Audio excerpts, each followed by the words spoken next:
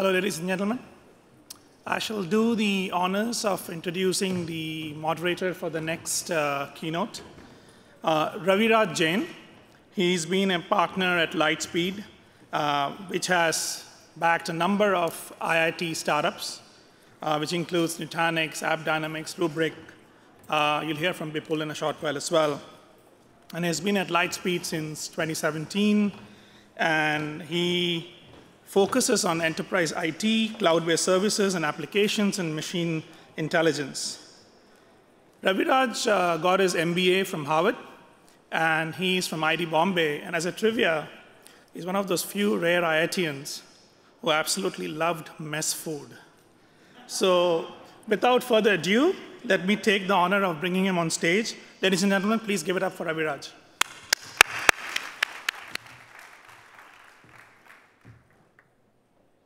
Thank you. Should I stand at the podium or? You can introduce him. And then Yes, OK. Thank you so much.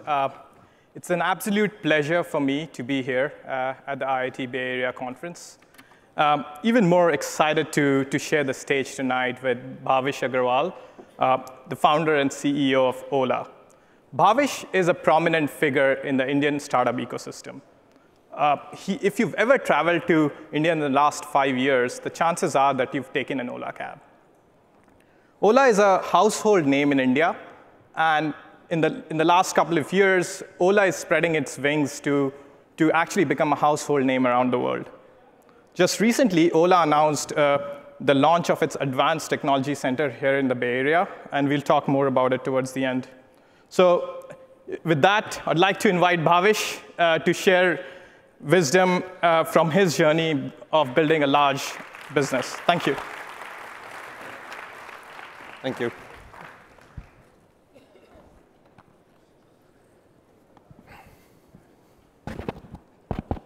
Cool, awesome. So it's fun to be here again, with Bhavish. Bhavish and I actually were classmates at IIT Bombay. So we go way back, and very excited when I heard about Bhavish speaking at the conference and us getting a chance to chat. Just sort of like doing a level set here. Let's go back to the times when you were in IIT. How was Bhavish Aggarwal like in IIT? Were you thinking about conquering the world while eating mess food in H5? Well, firstly, it's wonderful to be here amongst so many IIT alumni. And there's a lot of deja vu for me personally, of my time in IIT. And it's great to meet you also, Ravi, after so many years. Unlike you, I did not like mess food. And my days in IIT were spent worrying about how to pass the next exam. I think most of us in IIT learn a lot more outside the classroom than inside the classroom. And for me, getting into IIT Bombay, those 4 years have been, they were the most transformative of my whole life.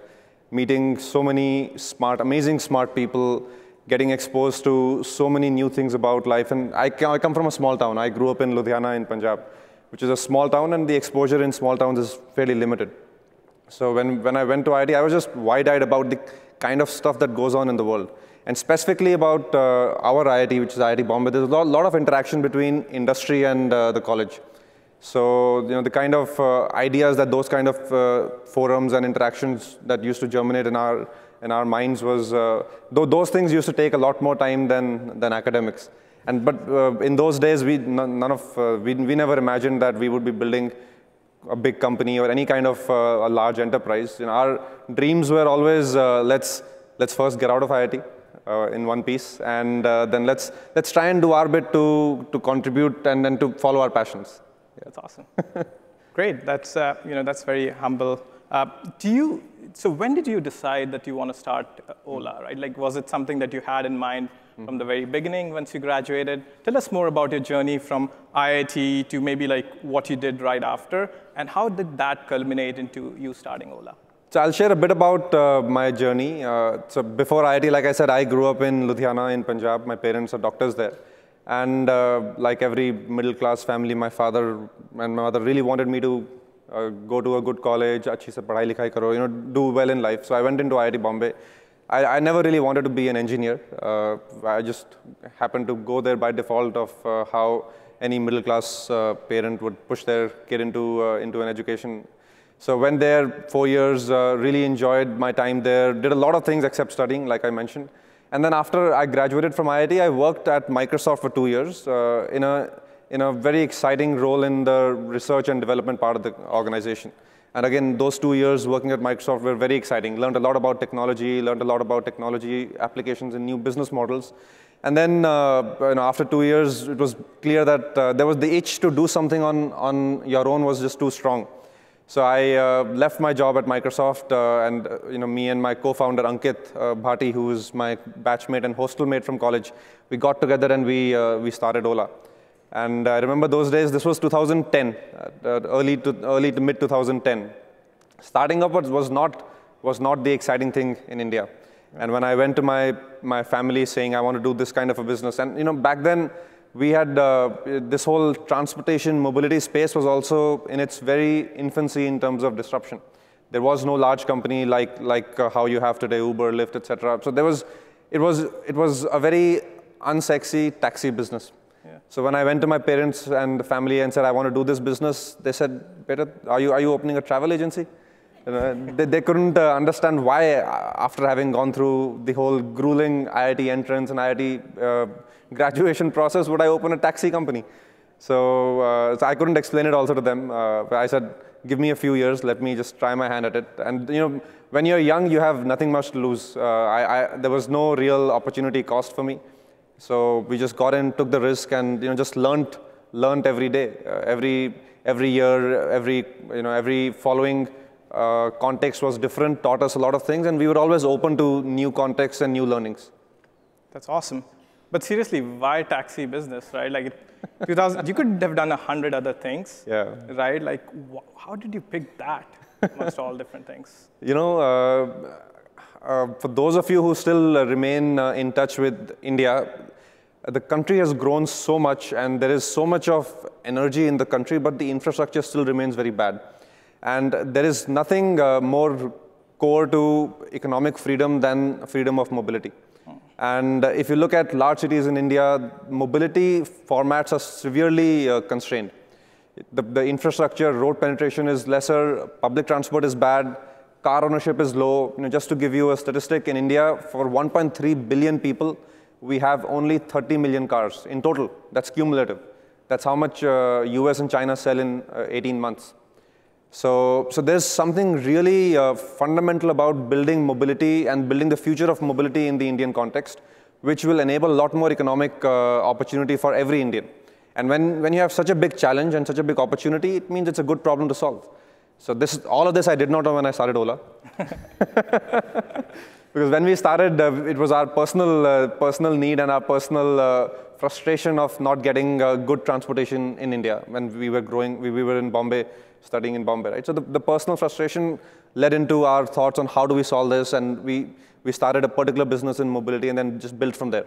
Yeah, it's amazing. So 9 years since you started the company, it's a multi-billion-dollar company across, like India. I think you mentioned like New Zealand, UK. There must have been like very important inflection points in the journey. Some of them difficult, some of them even more difficult. Can you share more about that? A lot of us would want to start a company in the future. It's important to understand how those things impact. No, I think every entrepreneur and every journey of building a company is unique in its own way. But there are some key milestones and key inflection points that happen along the way. And I think I would break up Ola's journey into 3 phases. The first phase, I would say, is the foundational phase, where we were a bunch of youngsters just running around, setting up the company, hustling every day to just make the next month happen. And when I look back, those were the most fun times. But when you are in those times, it's not really fun. Looking back is always, you can look back with a romantic lens to things. And in the foundational period, it is much more about the hustle and the execution rather than strategy or rather than the best kind of recruiting the best talent or anything. It's all about making sure the next month you're alive as a company. And you end up pivoting your business many times. You end up learning a lot from your peers in the industry or from competitors in the industry. And those foundational years shape a lot of the cultural tenets of your organization. And it shapes you personally as an entrepreneur, and it shapes the kind of culture that you want to build, and it shapes the core team. A lot of the core team starts coming together in the early foundational years. Then the next phase, and for us at Ola, that foundational years were from 2010 to kind of 2013, 3-4 years. And like I said, we set up the company in the early days of the internet transformation in India, when starting up was not sexy and there were not as many startups in India. So today, those 3-4 years would be crunched into maybe 1 or 2 years. Yeah. And the next phase for us was rapid scale-up. Once your product or your idea or your solution gets adoption in the market and it has a certain validation, and then that's when, if you've built a good product, if you've got good distribution behind it, you will get rapid scale. And the rapid scale is another crazy period, because then it's almost like you're on a tiger and you're holding the tiger by the tail, and the tiger is running in whichever direction it wants to run in. Right? You have less control on the direction of your company. You're just trying to manage the scale as it comes along. You're trying to make sure your systems are not breaking. You're trying to make sure you're not burning too much money. You're trying to make sure your customer experience scales as you scale your top line and your revenues. That period, actually, I believe, is critical in making sure the future, long-term future of the company is a sustainable and is a success, because many companies end up faltering in building systems in that period.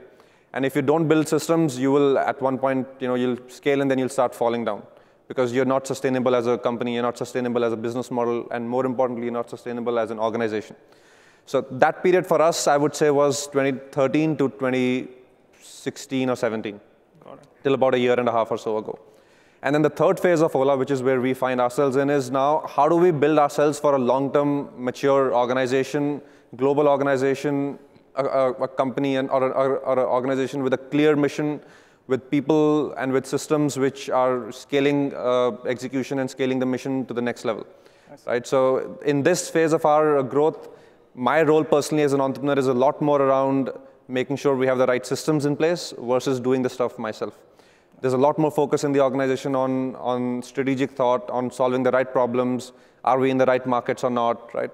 Like in our rapid scale-up phase, we had really complex and tough competition with Uber in India. And we came out on top against them.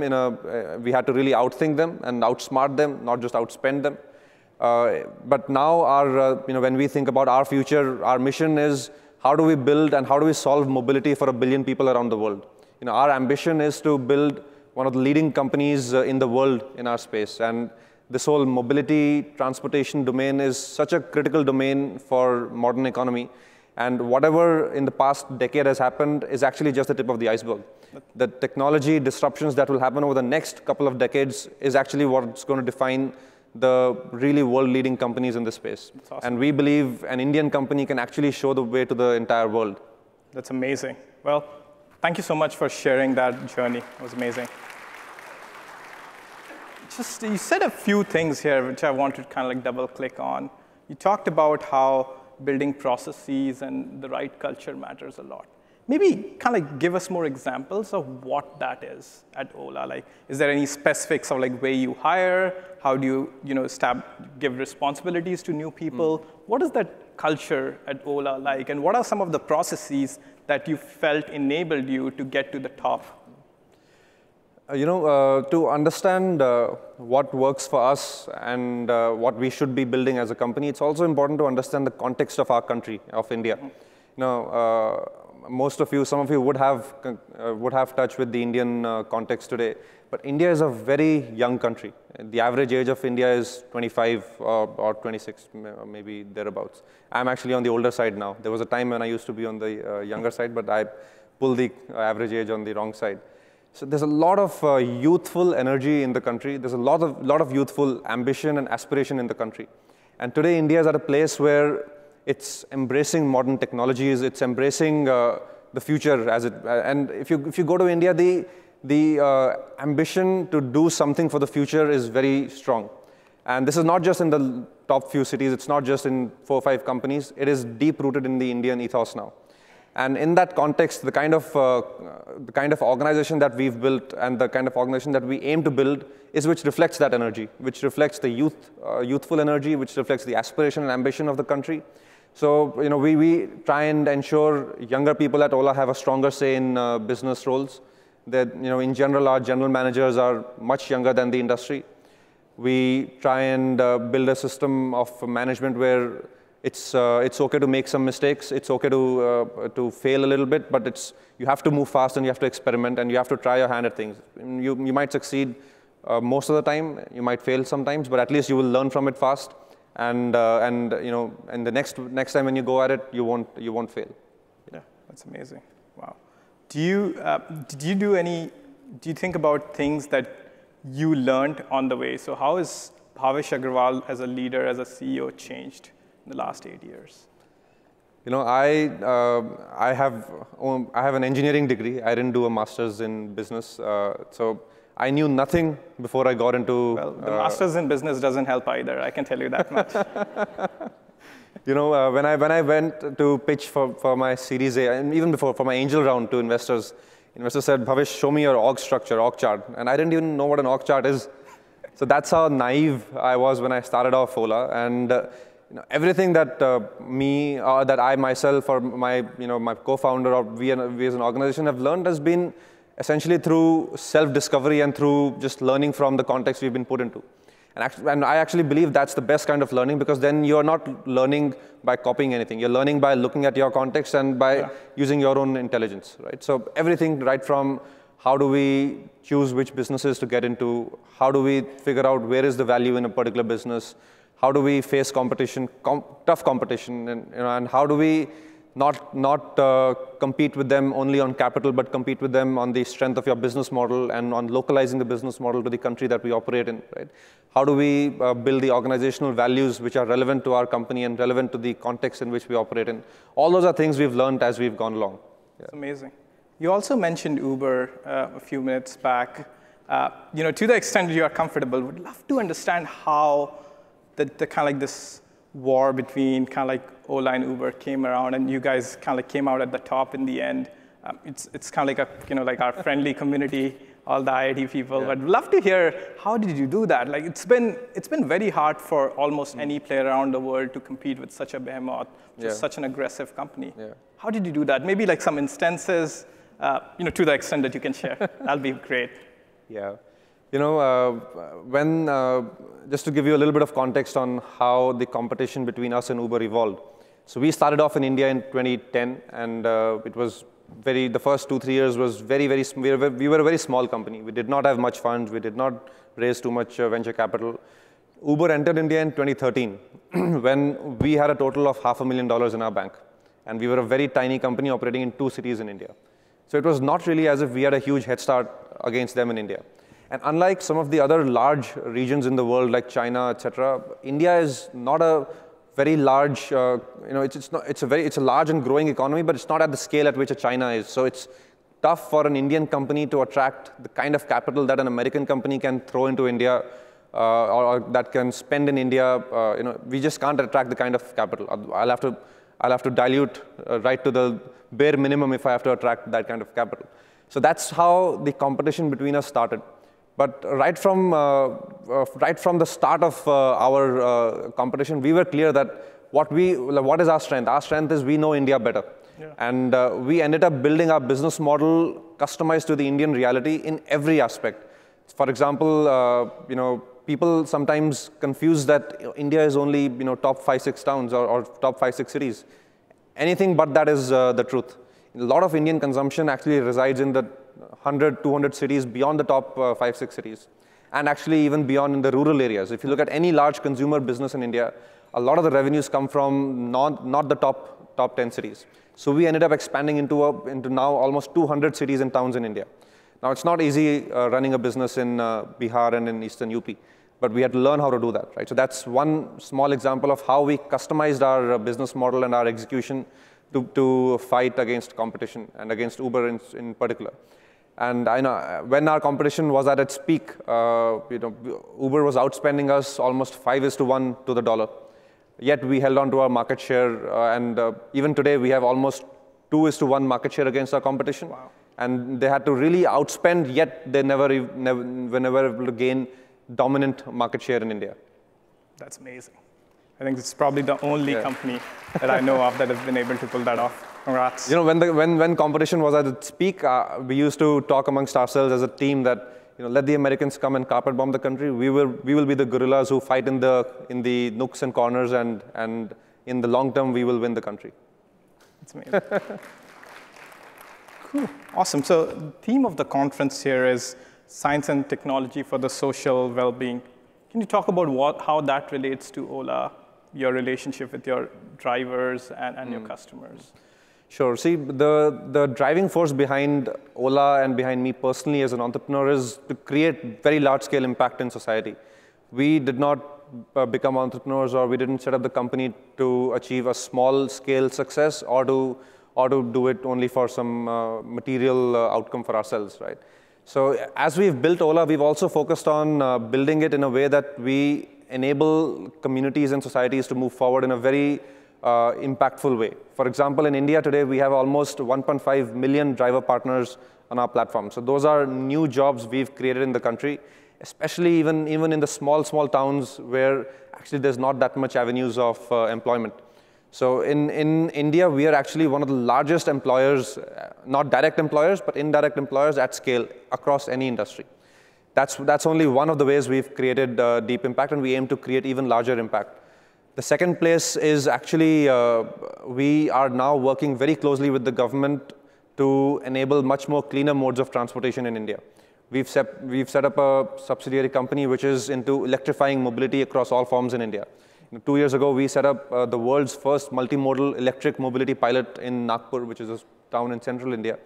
And now we are actually scaling up electric mobility across not the fancy premium cars, but auto rickshaws. A lot of Indian city pollution is caused by the auto rickshaws and the two-wheelers. India is the world's largest two-wheeler market. So we've taken an ambition to build a sustainable business model around electric mobility in two-wheeler and three-wheeler vehicles in India.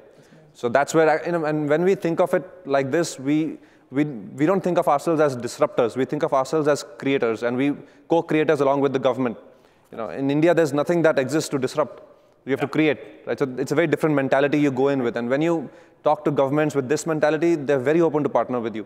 That's amazing. So for example, in our, to create jobs, we've actually partnered with governments to set up skilling centers across the country, especially in small towns and in rural India, where we work with the youth, give them a couple of months of training in becoming a good driver, in becoming, maintaining the car, maintaining personal financial discipline, giving good quality service to customers, and then we subsume them onto our platform. So it's a very different partnership with the government that we have there, and which is required in our country. Yeah. It's amazing. And that leads us to the point around the Advanced Technology Center, right? Like you've been thinking about electric vehicles. What is the ADC about, and why are you setting it up here in the Bay Area when a lot of smart people are in India already? There are a lot of smart people in India, but a lot of smart people here also. So just to give everybody context, we just announced earlier this week that we would be setting up our Advanced Technology Center in the Bay Area. We have almost more than 1,000 engineers in India working across the spectrum of our businesses, which include Ola as a mobility platform, then Ola as an electric mobility company. We also have new age financial services and fintech businesses in India. Now, we have a large engineering setup in India. But as we think of the next decade, we want to invest in, and we want to be very relevant on a global scale in terms of business also, but also in terms of building new age, cutting edge technologies which have impact in new business models of the future. And then there's no better place in the world than to do it here in the Bay Area. And we are making a small start this year. We would be hiring close to about 100 people here through this year.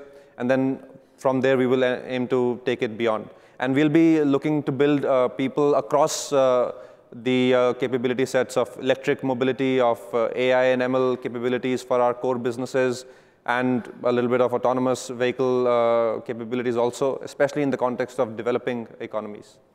That's great. And if anyone here in the audience would like to be a part of it, how should they reach out, or who should they connect to? Well, you can go to our website, and there's a link to sign up, or you can just mail me directly, bhavish@olacabs.com, and I definitely will be quick to respond.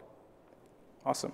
Cool. So maybe now let's shift gears a little bit, and let's do a rapid fire round of questions so that the audience get to know Bhavish little bit more closely. This is the coffee with Karan. Just stealing it from that. All you have to do is, you can't think too much. You have to answer right away. Are you ready for it? Yeah, let's go. You had your water? OK, so let's start. Who's your biggest inspiration? I mean, when I was okay. Yeah, fast. I have had a lot of growth and respect for traditional Indian businesses. Okay. If you look at the Tatas, if you look at the Mahindras, if you look at the Reliances of India, the kind of environment they've built their businesses in has been very, very complex and very non-trivial. And when you look at their journey and the kind of skill sets they had to develop to build strong businesses, there's a lot of inspiration one derives from that.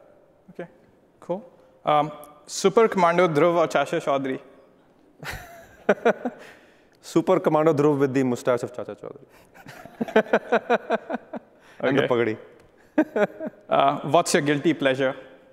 My guilty pleasure is, I love to travel. And I love to travel, I roughly travel 15 days a month. My wife doesn't like it, but I love to travel. What's your favorite car? My favorite car is an Ola ride. I don't own a car, so okay. Till we build an electric vehicle, auto rickshaw. OK, this is personal. Did you ever get a D in a course at IIT? You know my background in IIT.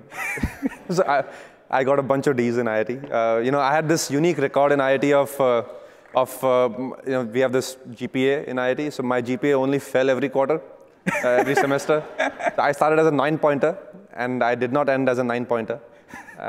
But in the end, IIT for me, and I think the real value of IIT is the peer group that you interact with and that you learn so much beyond the classroom also. That's awesome. Great. So this is for the IIT Bombay people. Gulmohar or Madhu Mess? How many IIT Bombay people in the house? Oh, wow. OK, not bad. That's a good. Yeah, so Gulmohar has bad food, right? But it's in a good place. But Madhu Mess is the real thing. After a night out, nothing better than Madhu Mess omelette. Okay. Cool. OK, that was a good answer. As a kid, what did you want to be when you grew up? I think everybody wants to be a cricketer. But very soon, I was not that into sports as a kid, so very soon that dream went away. And then I was OK getting into IIT. So then who's your favorite cricketer then? I mean, I think today it's nobody better than a Dhoni, right? Yeah. How he led the team to the World Cup. I mean, that's an inspiration in itself. Awesome. So all these questions, there were no right answers. But the next question I'm going to ask has a right answer. And I hope you get it right. Which is the best IIT? Come on, man. You know it. Everyone knows it. To each their own.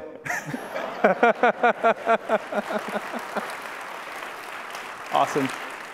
We do have time for maybe a couple of audience questions quickly. Yeah. Just maybe one. Yeah. Bhavish, a quick question since you talked about batteries and electric cars. What do you? I work very closely with IIT Bombay and Government of India on that. What do you think is the reality of transition to electric cars and electric vehicles? As you said, two-wheelers and three-wheelers and buses probably are the main focus. The more loaded question is, India is very good on services and apps, but sucks in manufacturing. China is totally dominated in solar and soon batteries. Is that going to be a huge security risk? What's your opinion?